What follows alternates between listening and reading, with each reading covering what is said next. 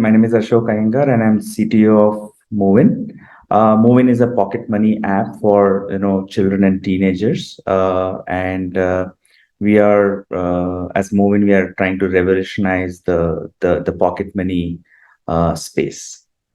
What I see is that India's teen appreciate today kind of a clutter-free, easy to grasp, transparent and kind of authentic communication, and this is where the Pocket Money app really comes in and comes into picture, which is basically a sweet spot of for this particular age group. They have sown these apps, like all the Pocket Money apps have like sown the seeds of imparting the financial literacy into this particular age group in this particular segment, and which basically it's a required today when the population who are really financially literate.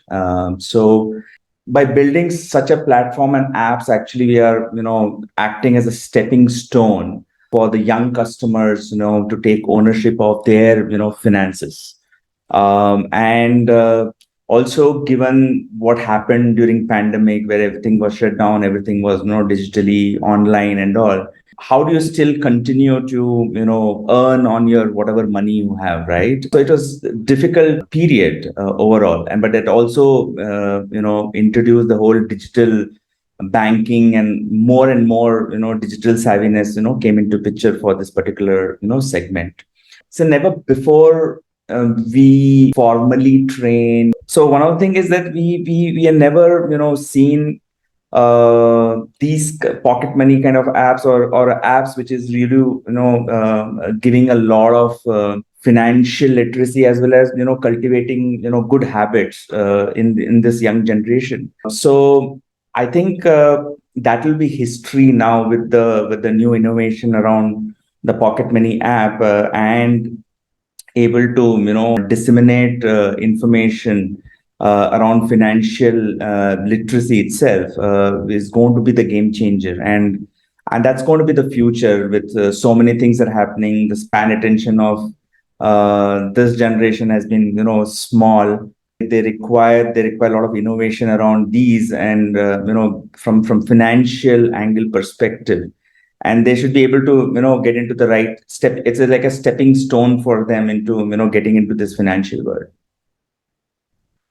So one of the things what comes to my mind is that as I repeated before, the teens, the today's India's teens, they are becoming more digital savvy with the social media and every other thing which is around them, and every passing year kind of embracing the opportunities which we have come their way towards understanding and applying these financial concepts, right, in their day-to-day life. So like we provide wallets kind of offers especially in this particular segment. It's a pocket money wallet, also gets attached with a pocket money card. It is a zero balance wallet, frictionless opening up a wallet and start using it. And basically what happens is it gives them instant money access, and it's important from a customer experience perspective is about how simple is my product, or how simple is this particular product to use itself, right? And there's no clutter. It should be clean from an experience perspective, and it is not mandating to use the app, because once you have a card, you can transact online, you can transact at a local shop, could be a kirana shop, it could be a mall, or whatever it is. But it also doesn't enforce you to keep using the app. The app is one way of accessing the information, and you're managing your own money. But it means that it should be very simple to use. So the customer experience is a extremely important aspect of especially our app, because we are not a super app as such. You can do everything on the app. We are very, very focused on the financial aspect of it. So I think it's extremely important for us to for this catering to this particular age. And these young customers are able to track their own expenses, manage their own expenses, provide that particular kind of a platform for them, and built in with the clean customer experience. Customer experience could be how well the card is working, or do you have to reach multiple times support or not, or every time you do the transaction it works, right? It has to work all the time, and that lot of things goes behind. As a technology also, it goes a lot of things behind to make that particular happen. So it's extremely important for us from a customer experience perspective that things are working exactly the way it is intended to.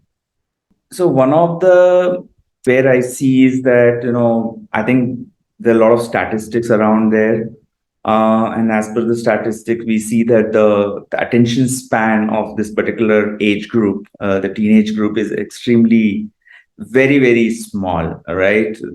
So what we are doing is that keeping this attention span, the lack of spending a lot of time around it, and everything they want very quick.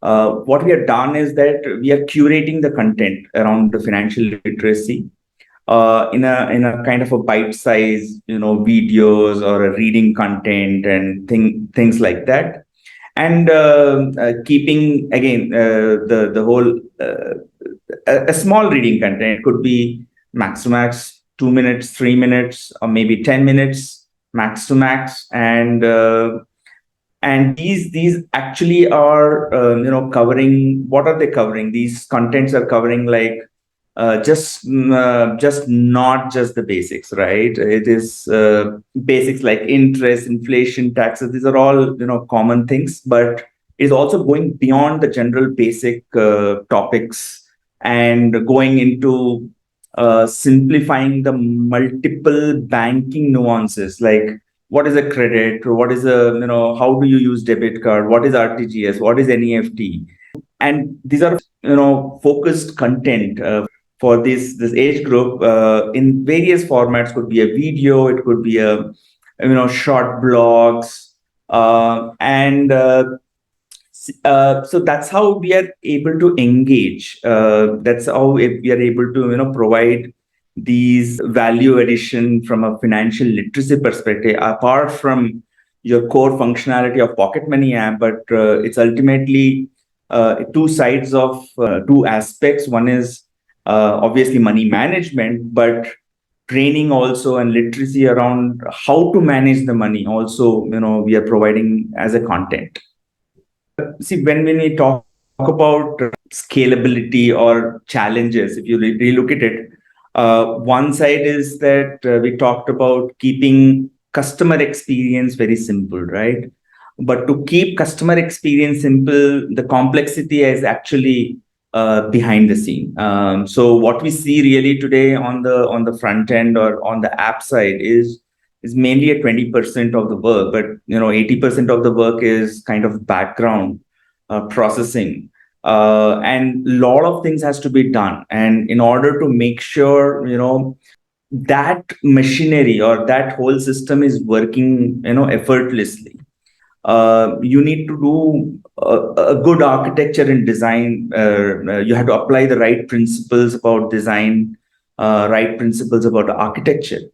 Uh, and also what we are doing in the background or at the behind the scene also should align to the business goals, right? Today, what requires business is that how flexible is my system? Because as a startup, we should be very nimble, very flexible, of experimentation, right? Because otherwise, how will the startup succeed? We should be able to launch something extremely fast and fail fast if it's not working. And but you need to have ability to be able to introducing new things at a very fast paced, and can't take 6 months, right, for releasing something and then realizing, oh, it's not working. So the technology has to build, and especially the startup challenge, saying that how flexible is your back end design, technology design. That is very key. and also how flexible is my technology. When sudden spike happens, suddenly scale up happens, suddenly I get more customers, is it really able to withstand that particular, that kind of a traffic or that kind of usage? And that is extremely important to think from day one for any startup. Even though we can do a lot of quick things, quick fixes, but at least we should keep it in mind from a technology design perspective that it is scalable. And challenges is mainly around how quickly a business can achieve its goal. That's about it.